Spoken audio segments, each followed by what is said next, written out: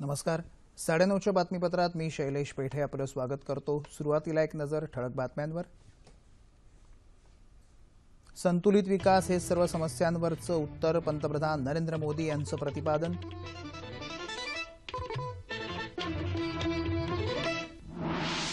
दीनदयाळ उपाध्याय ग्रामज्योती योजनेची राज्यात अंमलबजावणी करणार, राज्य मंत्रिमंडळाचा निर्णय. कौशल्य विकास प्रशिक्षणासाठी राज्याचा टाटा ट्रस्ट बरोबर सामंजस्य करार, 1 लाख युवकांना रोजगारक्षम बनवणार, मुख्यमंत्र्यांचा दावा. राज्य सरकारनं दुष्काळ जाहीर केलेल्या गावातल्या शेतकऱ्यांना वीज देयक पाठवणार नाही, चंद्रशेखर बावनकुळे यांची माहिती. राज्याचे माजी आरोग्यमंत्री दौलतराव आहेर यांचं नाशिकमध्ये निधन, देवळा इथं अंत्यसंस्कार.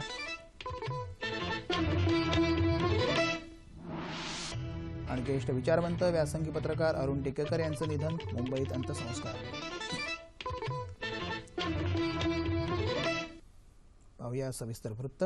संपूर्ण देशाचा संतुलित विकास साधणं हे सर्व समस्यांचं उत्तर असून नैसर्गिक साधन संपत्तीच्या बाबतीत सधन असणाऱ्या ईशान्येकडील राज्यांनी मेक इन इंडिया अभियानात सहभागी होऊन रोजगार निर्मिती करावी असं आवाहन पंतप्रधान नरेंद्र मोदी यांनी आज आसाम दौऱ्यातील विविध कार्यक्रमात केलं. कोक्राझार इथं मेळावा, गुवाहाटी IITमध्ये विद्यार्थ्यांशी चर्चा यासह पंतप्रधानांचे आसाममध्ये वेगवेगळे कार्यक्रम आज झाले. आपल्या देशात आता दुसरी हरित क्रांती होत असून त्याचा प्रारंभ पूर्वोत्तर राज्यानं सेंद्रिय शेतीनं केला आहे असं सांगून देशाच्या सर्वांगीण विकासासाठी रोजगार निर्मिती मोठ्या प्रमाणावर होण्याची गरज आहे. पूर्वोत्तर राज्यांच्या जलद विकासासाठी रेल्वेचं जाळं अधिक मजबूत करण्यात येणार आहे असंही पंतप्रधानांनी यावेळी सांगितलं.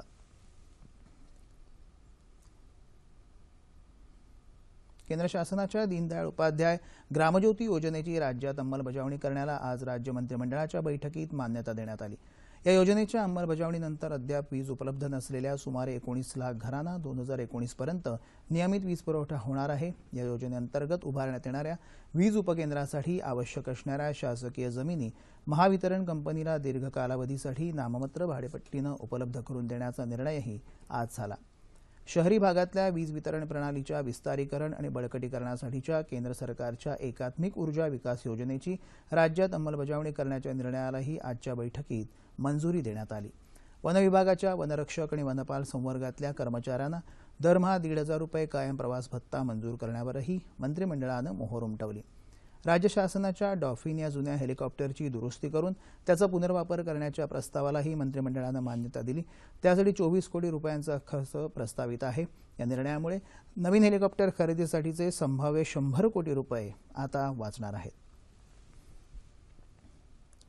राज्यातल्या 1 लाख युवकांना टाटा ट्रस्टच्या माध्यमातून कौशल्य विकास प्रशिक्षणाद्वारे रोजगारक्षम बनवणार असल्याची माहिती मुख्यमंत्री देवेंद्र फडणवीस यांनी दिली आहे. कुशल महाराष्ट्र रोजगार युक्त महाराष्ट्र अभियानाअंतर्गत टाटा ट्रस्ट आणि कौशल्य विकास आणि उद्योजकता विभाग यांच्यात मुख्यमंत्र्यांच्या उपस्थितीत आज सामंजस्य करार झाला, त्यावेळी ते बोलत होते.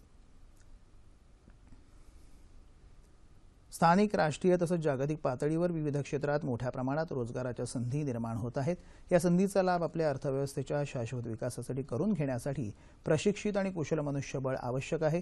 विविध उद्योग आणि इतर क्षेत्रातल्या संधीचा फायदा घेण्यासाठी राज्यातल्या तरुणांना कौशल्याधारित प्रशिक्षणाद्वारे उत्पादनक्षम बनवण्यासाठी कौशल्य विकास कार्यक्रम सुरू करण्यात आला. आज झालेल्या कराराअंतर्गत टाटा ट्रस्ट औद्योगिक प्रशिक्षण संस्थांमधल्या पायाभूत सुविधांचा तसंच संस्था परिसराचा विकास करणं, प्रशिक्षणार्थ्यांना कौशल्य विकासाचं प्रशिक्षण देणं, औद्योगिक आणि सेवा क्षेत्राच्या मागणीनुसार रोजगाराभिमुख अभ्यासक्रम तयार करणं, त्यात आवश्यकतेनुसार बदल करणं तसंच ऑन जॉब ट्रेनिंगची सुविधाही आता उपलब्ध होणार आहे. राज्य सरकारनं दुष्काळग्रस्त म्हणून जाहीर केलेल्या गावातल्या शेतकऱ्यांना वीज देयक पाठवली जाणार नाहीत अशी माहिती राज्याचे ऊर्जामंत्री चंद्रशेखर बावनकुळे यांनी दिली.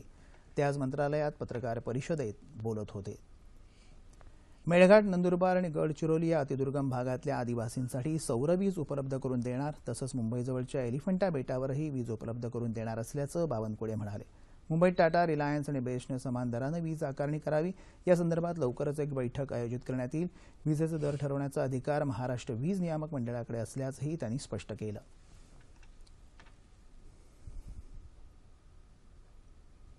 राज्य कर्मचाऱ्यांमध्ये 15% सनदी अधिकारी असून अशा सनदी अधिकाऱ्यांसाठी आरक्षण असलं पाहिजे अशी मागणी रिपाईचे राष्ट्रीय अध्यक्ष रामदास आठवले यांनी केली.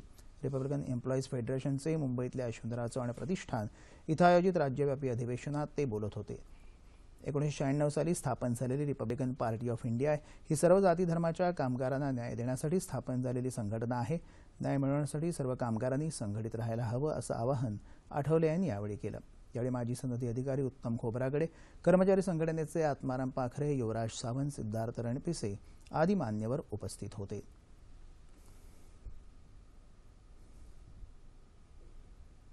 शिवकालीन संस्कृतीचा गौरवशाली इतिहास तरुण पिढीसमोर मांडण्यासाठी आणि रायगडला जागतिक पर्यटनाच्या नकाशावर आणण्यासाठी रायगड महोत्सवाचं आयोजन केल्याची माहिती राज्याचे सांस्कृतिक मंत्री विनोद तावडे यांनी आज मुंबईत पत्रकार परिषदेत दिली. येत्या 21 ते 24 जानेवारी या कालावधीत होणाऱ्या महोत्सवाचं आयोजन राज्याच्या सांस्कृतिक विभागातर्फे केलं असून मुख्यमंत्री देवेंद्र फडणवीस रायगड किल्ल्यावर या महोत्सवाचं उद्घाटन करणार आहेत.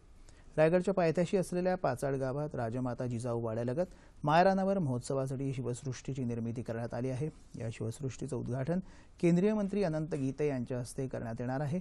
हा महोत्सव सर्वांसाठी खुला असून किल्ल्यावरील महादरवाजा, सभामंडप, अष्टप्रधान मंडळ, राणीवसा, होळीचा माळ, समाधीस्थळ या वास्तूंची इतिहासकालीन सजावट करण्यात येणार असल्याचंही तावडे यांनी यावेळी सांगितलं. रायगडावर जाणाऱ्या रोपवेचं आरक्षण ऑनलाईन करण्याची सुविधा उपलब्ध असल्याचंही यावेळी सांगण्यात आलं. पत्रकार जेडे हत्येप्रकरणी कुख्यात गुंड छोटा राजनच्या चौकशीची परवानगी मुंबईच्या विशेष मोकाका न्यायालयानं आज सीबीआयला दिली. विशेष न्यायाधीश एल पानसरे यांनी हा निर्णय दिला. दिल्लीच्या तिहार कारागृहातून व्हिडिओ कॉन्फरन्सिंगच्या माध्यमातून छोटा राजनला आज न्यायालयापुढे हजर करण्यात आलं. आरोपपत्र हाती आलं असून ते समजून घेण्यासाठी थोडा वेळ हवा असल्याचं राजनने सांगितलं.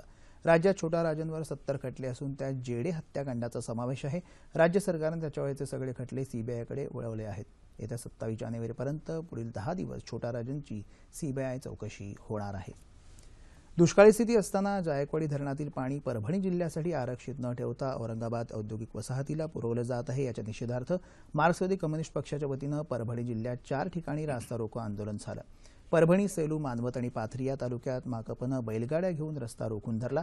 त्यामुळे या 4ही तालुक्यात मोठ्या प्रमाणावर वाहतुकीची कोंडी झाली होती. जायकवाडी धरणातील पाणी पिण्यासाठी आरक्षित आहे, तरीही ते औरंगाबाद औद्योगिक वसाहतीतील उद्योगांना पुरवलं जातं. दुष्काळ असताना परभणी जिल्ह्यात पाण्यापासून वंचित ठेवला आहे असा आरोप मोर्चेकरांनी यावेळी केला.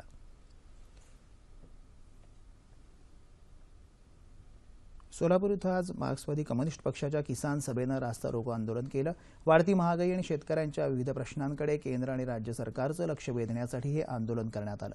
सोलापूरच्या शांती चौकातल्या अक्कलकोट पाणी टाकी इथं झालेल्या आंदोलनात शहर आणि जिल्ह्यातले शेतकरी आणि शेतमजूर सहभागी झाले होते. सुमारे तासभर झालेल्या आंदोलनामुळे सोलापूर शहरात आणि राज्य महामार्गावर वाहतूक कोंडी झाली होती. त्यावेळी पोलिसांनी हस्तक्षेप करून आंदोलकांना ताब्यात घेतलं. सरकारनं शेतकऱ्यांच्या प्रश्नांकडे वेळीच लक्ष न दिल्यास देशभर आंदोलन करण्याचा इशारा माकपाचे प्रदेशाध्यक्ष नरसय्या आडम यांनी यावेळी दिला.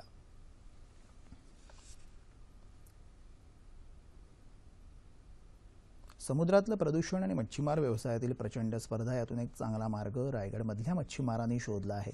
इथले कोळी बांधव मोठमोठ्या तलावातून कोळंबीचं उत्पादन घेताना दिसतात. आंतरराष्ट्रीय पातळीवरही हा व्यवसाय चांगलाच फायदेशीर ठरत आहे. रायगड जिल्ह्यातल्या मुरुड तालुक्यातले कोळी बांधव वर्षातून 2 वेळा पॉंडिचेरी इथून कोळंबीचं बीज आणून इथल्या तळ्यात त्याची जोपासना करतात. 4 महिने वेळच्या वेळी विशिष्ट खाद्य देऊन या कोळंबीची वाढ केली जाते आणि त्यानंतर मुंबईच्या बाजारात नेऊन त्यांची विक्री केली जाते. हा व्यवसाय एकदम चांगला आहे. म्हणजे ही जी आम्ही आता सुरुवातीला आम्ही याच्या अगोदर टायगर नावाची कोळंबी घ्यायची, ती तयार करायचो या तलावामध्ये. ती आता त्याला मागणी थोडी कमी झाली परदेशात, त्यामुळे ही वेनामी नावाची एक आता कोळंबी तयार करतो आम्ही. आणि ह्याला आताही आणि भविष्यात सुद्धा चांगली मागणी आहे कोळंबीला परदेशात. त्यामुळे भरपूर म्हणजे आमच्याकडे जे फार्मर आहेत त्यांना भरपूर नफा होतो या व्यवसायातून आणि स्थानिक लोकांना सुद्धा वाव मिळतो. हा व्यवसाय करताना कोळंबीची विशेष काळजी घेतली जाते. त्यासाठी या मच्छीमारांना तज्ज्ञांचं मार्गदर्शन आणि स्थानिकांचं सहकार्य उपयुक्त ठरतं. जिल्ह्यात सध्या मुरुड ते श्रीवर्धन या समुद्रकिनारी अशा प्रकारची कोळंबी शेती पाहायला मिळते. शासनाच्या योजनेतून केलेल्या या प्रकल्पाचा स्थानिकांना रोजगार आणि उत्पन्नाच्या दृष्टीनं चांगलाच फायदा होताना दिसत आहे. भारतरत्न डॉक्टर बाबासाहेब आंबेडकर यांच्या 125व्या जयंती वर्षानिमित्त मुंबई विद्यापीठाच्या वतीनं व्याख्यानमाला, पुस्तक प्रदर्शन तसंच वेगवेगळ्या स्पर्धांसह विविध कार्यक्रमांचं आयोजन केलं आहे. त्याचबरोबर डॉक्टर बाबासाहेब आंबेडकर यांचं योगदान या विषयावर 8 दिवसांचा ऑनलाईन प्रमाणपत्र अभ्यासक्रम मुंबई विद्यापीठ राबवणार आहे, अशी माहिती विद्यापीठाचे कुलगुरू डॉक्टर संजय देशमुख यांनी आज मुंबईत पत्रकार परिषदेत दिली. मुंबई विद्यापीठानं यासाठी एक स्वतंत्र समिती नियुक्त केली आहे. व्याख्यानमालेमध्ये विविध विषयांवर 12 भाषणे होणार असून पहिलं पुष्प येत्या 22 जानेवारी रोजी गुंफलं जाणार आहे.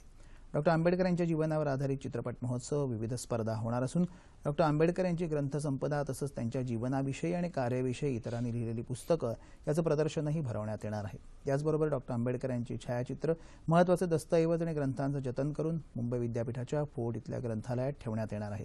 जयंती उत्सव समिती डॉक्टर बाबासाहेब आंबेडकर यांचं योगदान या विषयावर आंतरराष्ट्रीय परिसंवादाचं आयोजनही यावर्षी करणार आहे, असं यावेळी सांगण्यात आलं. सांगली जिल्ह्यातील पोलूस इथं आयोजित कोळी महोत्सवात कोळी समाजाचे नेते अनंत तर यांना महर्षी वाल्मिकी भूषण पुरस्कारानं सन्मानित करण्यात आलं. कार्यक्रमाला आमदार सुमनताई पाटील, आमदार उल्हास पाटील उपस्थित होते. कोळी समाजाच्या मागण्याबाबत सरकारनं सकारात्मक निर्णय घ्यायला हवेत, न्याय मागण्यांसाठी संघर्ष सुरू राहील, असंही त्यांनी यावेळी सांगितलं.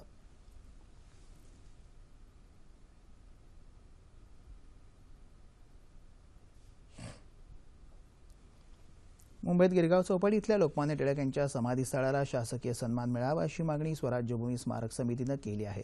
समितीनं आज मुंबईत घेतलेल्या पत्रकार परिषदेत आपल्या मागण्यांची माहिती दिली. समाधीस्थळाला स्वराज्यभूमी असं नाव दिल्याबद्दल या सरकारचे आभार त्यांनी मानले. समाधीस्थळासमोर ध्वजस्तंभ उभारायला शासनानं तत्वतः मान्यता दिली आहे. सगळ्या परवानग्या आला की त्याचं काम तातडीनं सुरू केलं जाणार आहे. गीता रहस्याचा महाविद्यालयीन अभ्यासक्रमात समावेश करण्याची मागणीही यावेळी समितीनं केली. दरवर्षीप्रमाणे याही वर्षी 26 जानेवारी रोजी समाधीस्थळासमोर ध्वजस्तंभ उभारून ध्वजारोहण होणार असल्याची माहितीही समितीनं दिली. अहमदनगर जिल्ह्यात सततच्या पाणी टंचाईच्या समस्येमुळे नागरिकांबरोबरच पाळीव प्राणी आणि वन्यजीवही भरडले जातात. त्यांना सरकारतर्फे मदत पुरवली जाते, परंतु पक्ष्यांचं काय, ही समस्या लक्षात घेऊन नगर जिल्ह्यातल्या प्रभाकर नागवडे या शेतकऱ्यानं पक्ष्यांसाठी पाणवठा तयार करून पक्ष्यांची तहान भागवली आहे. दुष्काळी स्थितीमुळे ज्वारीच्या पिकाला बसलेला फटका, पाणी टंचाई, अशा परिस्थितीत चारा आणि पाण्याच्या शोधार्थ पक्ष्यांनी बागायती भागात धाव घेतली आहे. पक्ष्यांच्या पाण्याची हीच अडचण लक्षात घेऊन अहमदनगर जिल्ह्यातल्या प्रभाकर नागवडे या शेतकऱ्यानं आपल्या 3.5 एकर ज्वारीच्या शेतात पाणवठा तयार करून हा मळा पक्ष्यांसाठी खुला केला आहे. 3 इंची पाईप कापून 5 फूट पाईप कापून आपण तिथे 2 भाग करून त्याला दोन्ही साईडने वाट्या लावून पाणी त्याच्यात रोज सकाळी संध्याकाळी पाणी सोडतात. 4 ठिकाणी पाणवठे केले. पक्ष्यांच्या घरी नाही चारा पाणी त्याची चिंता करणार आहे. त्या उक्तीप्रमाणे आपण पक्ष्यांना चारा आहे पण पाणी नाही म्हणून पाण्याची व्यवस्था केलेली. विविध प्रकारचे पक्षी तहानभूक भागवण्यासाठी इथे येत आहेत. गेल्या 3 वर्षांपासून नागवडे कुटुंब हा उपक्रम राबवत आहे. पक्ष्यांचा मंजूळ किलबिलाट आणि मनोहारी दृश्य पाहून नागवडे परिवाराला आगळं वेगळं समाधान मिळतंय. त्यामुळे दरवर्षी हे व्रत सुरू ठेवण्याचा वसा नागवडे कुटुंबानं घेतला आहे.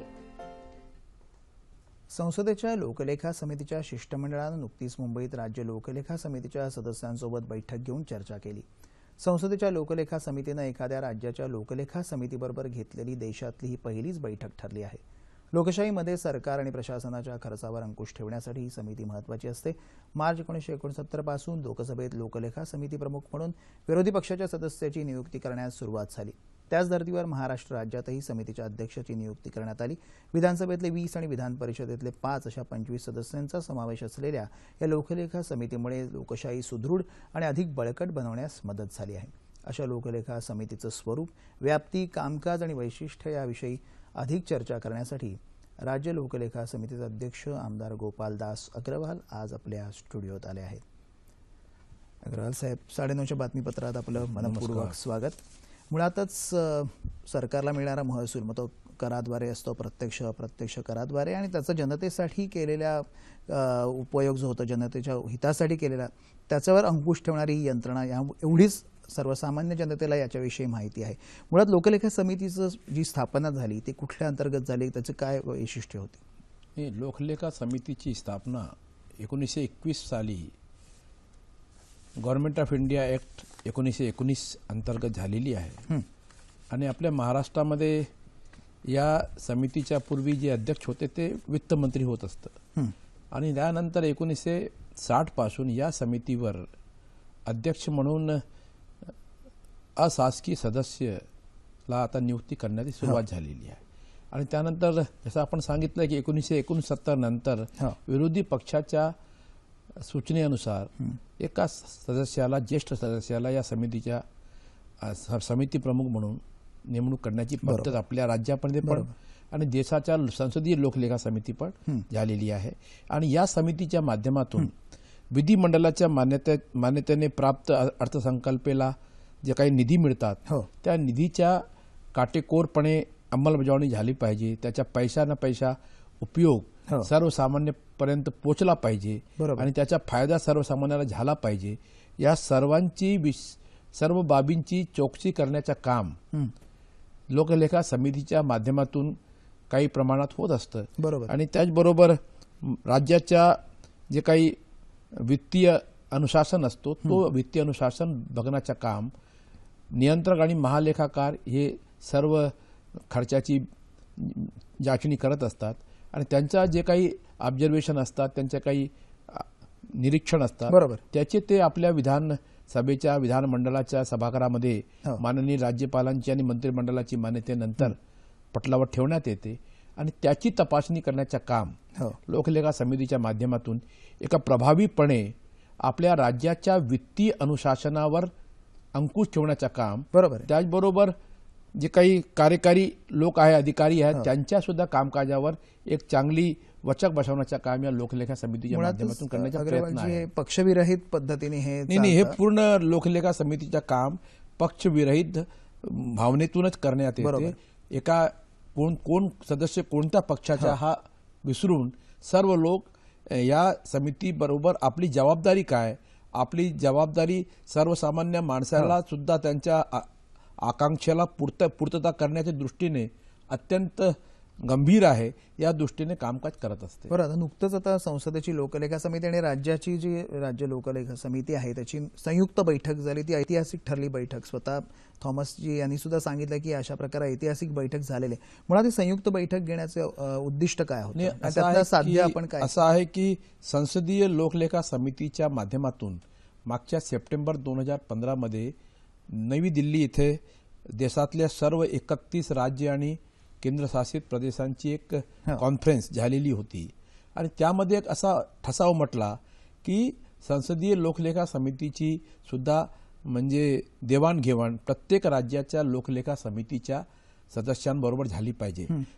त्या कॉन्फरन्सला मी एकटा गेलो, पण माझी अशी भूमिका होती की माझ्या राज्यातल्या माझ्या समितीच्या सर्व सदस्यांच्या बरोबर आपल्या संसदीय लोकलेखा समितीची पण देवाणघेवाण झाली पाहिजे आणि असा प्रकारचा प्रस्ताव मी त्या कॉन्फरन्समध्ये दिलेला होता आणि त्याला मान्यता देऊन याची सुरुवात, हा बहुमान आमच्या राज्याला मिळाला आणि यामध्ये जे मुख्य भूमिका आहे ते आमचे सन्माननीय सभापती विधान परिषद आणि सन्माननीय अध्यक्ष महोदय यांची परवानगीने जे सर्व संमतीने जे सर्व झालेलं आहे आणि म्हणूनच याचं पूर्ण श्रेय त्यांना पण द्यावंच लागणार आणि त्यांच्या आणि ते सुद्धा या कॉन्फरन्स जी आमची बैठक झाली त्यामध्ये ते पूर्ण वेळ आमच्या बरोबर बसून ह्या सर्व कसं काही लोकलेखा समितीच्या कामकाजावर कसं काही त्याला आणखी चालना देण्याचा प्रयत्न झाला पाहिजे, त्याला अधिकार कसा काय दिला पाहिजे, या प्रकारची आणि लोकांची अपेक्षा कसं काय पूर्ण करता येईल या दृष्टीने आम्ही त्या आमच्या 15 जानेवारीला जे आमची जी बैठक झाली त्या बैठकमध्ये आमच्या हे चर्चा झाली. मुळात राज्य लोकलेखा समितीचं कामकाज कसं चालतं की मुळात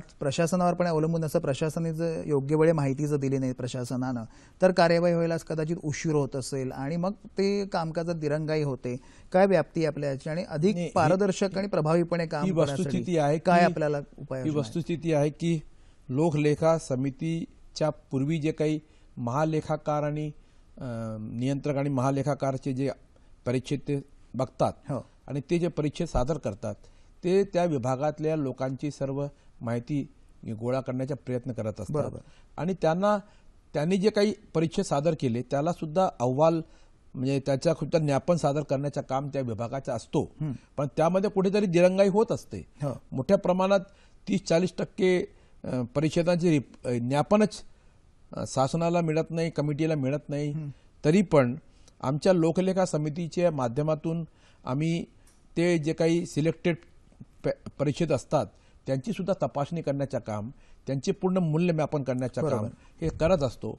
आणि तुम्हाला सांगायला मला खूप आनंद वाटतं की दिल्ली जे कॉन्फरन्स झाली त्या कॉन्फरन्सच्या माध्यमातून 2 उपसमिती आम्ही आमच्या लोकलेखा समितीमध्ये स्थापित केलेली आहे. बरोबर. आणि त्या त्या दोन्ही उपसमितीच्या माध्यमातून एक चांगला प्रकारच्या कामाचा नियोजन आणि चांगला प्रकारचा आणखी वचक बसवण्याचा प्रयत्न आणि लोकांची अपेक्षाला पूर्ण करण्याच्या दृष्टीने आमचे सर्वकष प्रयत्न सुरू आहे. आम्हाला त्याबद्दल आनंद आहे. सर, तुम्ही जून 2015 पासून अध्यक्षपद स्वीकारलेलं होतं. समितीच्या सूचना आणि शिफारशी कशा प्रकारे मांडल्या जातात आणि आपला जो काळ होता अध्यक्षपदाचा त्यात आणखीन काय आपण नाविन्यपूर्ण गोष्टी याच्यात करू शकतो? नाही, मी आता या मागील 6-7 महिन्याच्या कालखंडामध्ये आम्ही आमच्या समितीच्या माध्यमातून 6 अहवाल सादर केले, 95 शिफारशी सादर केली आणि त्याचबरोबर आपल्याला सांगितलं की 2 उपसमिती स्थापित केली. उपसमितीच्या माध्यमातून एका समितीच्या माध्यमातून अहवाल परीक्षेत जे काही आपल्याला निवडायचे आहे यामध्ये चर्चा आमची समितीमध्ये होणार आहे त्याचे पण निवड करण्याचे अधिकार त्या समितीला दिलं.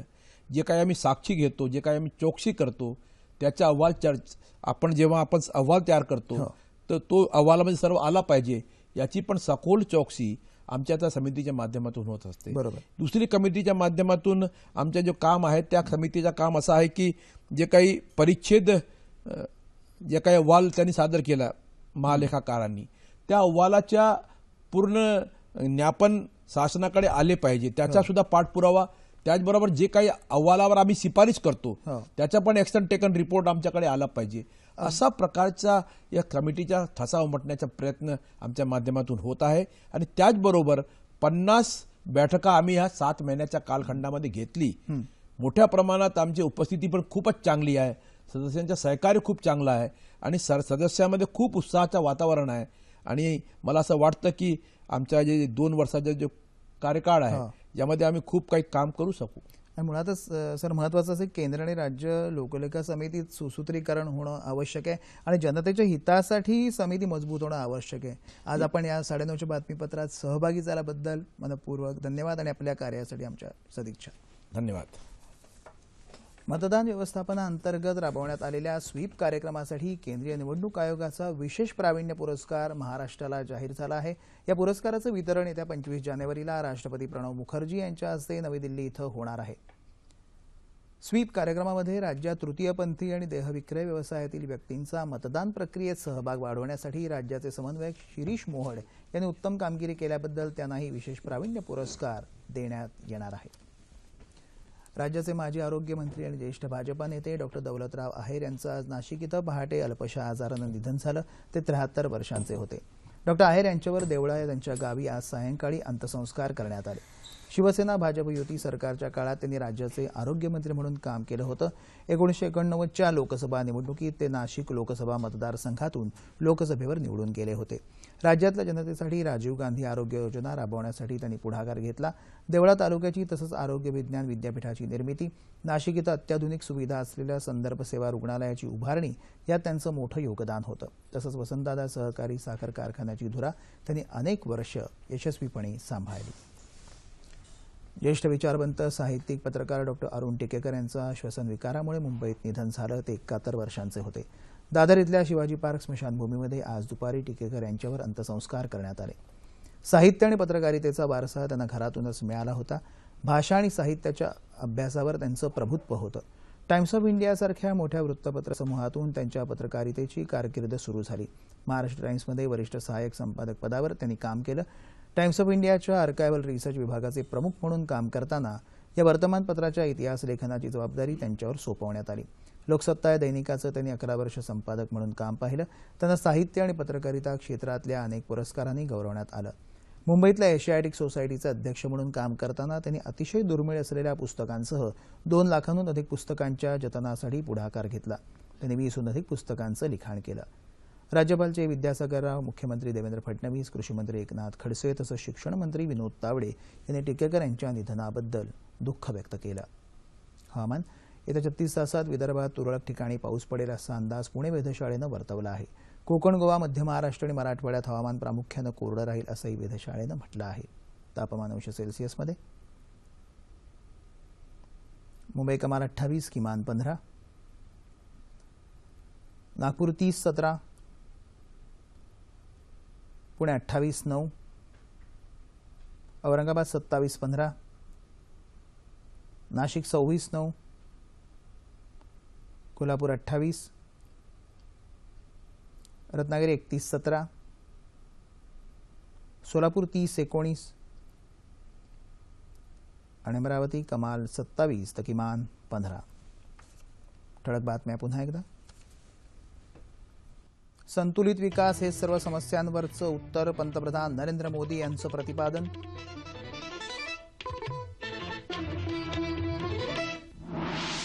दीनदयाळ उपाध्याय ग्रामज्योती योजनेची राज्यात अंमलबजावणी करणार, राज्य मंत्रिमंडळाचा निर्णय. कौशल्य विकास प्रशिक्षणासाठी राज्याचा टाटा ट्रस्ट बरोबर सामंजस्य करार, 1 लाख युवकांना रोजगारक्षम बनवणार, मुख्यमंत्र्यांचा दावा. राज्य सरकारनं दुष्काळ जाहीर केलेल्या गावातल्या शेतकऱ्यांना वीज देयक पाठवणार नाही, चंद्रशेखर बावनकुळे यांची माहिती. राज्याचे माजी आरोग्यमंत्री दौलतराव आहेर यांचं नाशिकमध्ये निधन, देवळा इथं अंत्यसंस्कार.